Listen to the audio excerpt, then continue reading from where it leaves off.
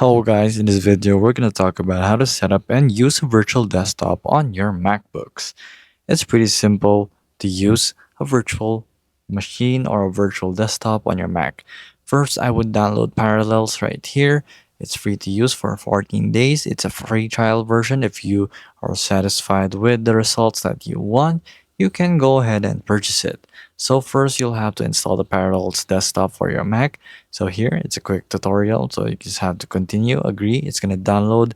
Once it downloads, basically, it'll install it in your desktop, and then from there you will have to launch it, and then you'll have to download Windows 11 specifically, and then once you have installed your Windows, that's going to take some time.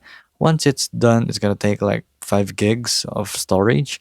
Then it's going to boot up and then boot your own actual Windows 11. So installation is going to be complete, and then you can also use Windows 10 from Microsoft or other OS from other types of bootable drives. So you can even transfer Windows from a PC or use Windows from Boot Camp. So those are things you can do with this. So I have it right now. So hold on. So here is Windows 11 on my Mac.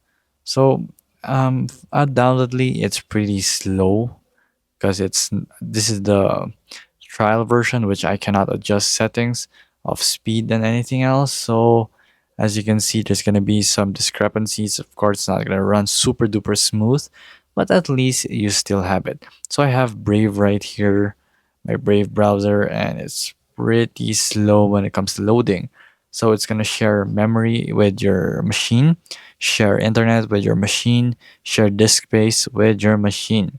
So from there, you can actually remove it right now, and then when you check out the specs of this, it's not going to show up really.